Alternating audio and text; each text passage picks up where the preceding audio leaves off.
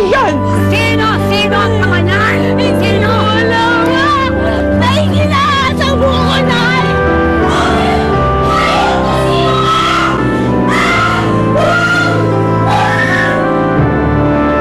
Ang ating bagong nililinis na Pilipinas, Nia Vida Acuesta. Wag! Wag! Wag! Kung may suso lang ako na nagpasuso dito, no? Tumatandaan mo! Hindi ka magiging beauty queen dahil demonyo ka! Dahil demonyo ang tatay mo, demonyo ka rin, ha? Tandaan mo yan!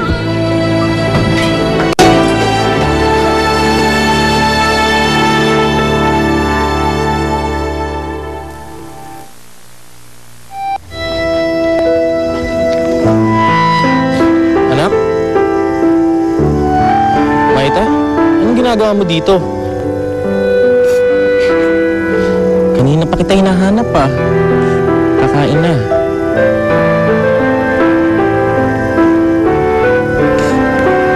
Siguro nag-away na naman kayo ni Dante, no? Tay, demonyo ka ba? Ha? Sabi kasi ni nanay, anak daw ako ng demonyo kaya hindi niya ako mahal. Tay, mahal na mahal ko si nanay. Pero bakit galit siya sa akin?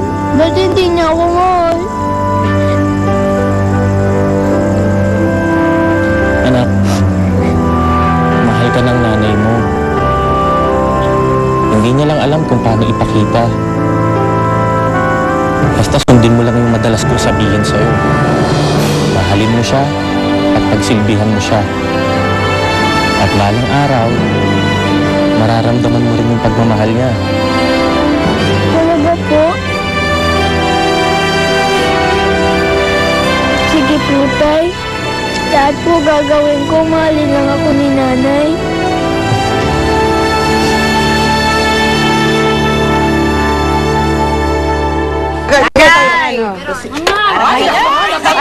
Natasaan ko na yan, lasing na!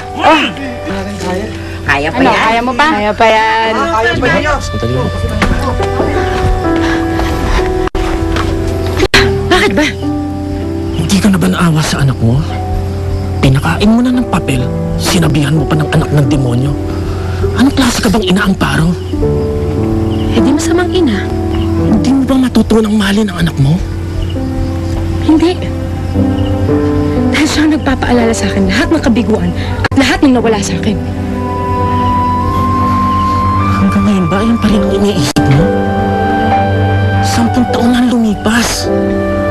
Tapos na yun, kalimutan mo na yun. Oo, matagal na yun. Alam ko, tapos na yun. Gusto ko makalimutan yun, Mando.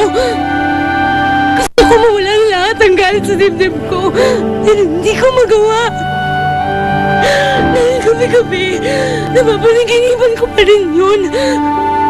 Gabi-gabi, kung tatabihan mo ako, hawakan at yakapin mo ako, naaalala ko pa rin yung nangyari. Gusto ko suklian ng yakap lahat ng yakap mo, lahat ng kabutihan mo. Pero hindi ko magawa. Hindi ko magawa dahil nandyan siya. Kung pwede ko lang kayurin yung parte na yun sa utak ko para lang makalimutan kayo, matagal ko na ginawa yun. Alam mo, gusto kong mahalin si Maita. Minsan pinagmamasdan ko siya. Hinahanap ko yung mukha ko sa mukha niya. Hinahanap ako ng bahagi niya na pwede kong mahalin. Pero wala eh. Naiisip ko pa rin. Kamukha ba niya yung hayop niyang ama? Kaparehas ba ng mata? Ng ilong, ng bibig? Kamukha ba niyang lalaking lumapastangan sa akin? Akala mo masaya ako pag sinasaktan ko si Maita? Hindi. Hindi naman ako halimaw, Mando eh. Hindi ko lang talaga siya kayang mahalin. Diyos ko, sarili kong anak, hindi ko kayang mahalin. Hindi ko siya kayang mahalin. Kahit anong pilit ko, hindi ko siya kayang mahalin, Mando.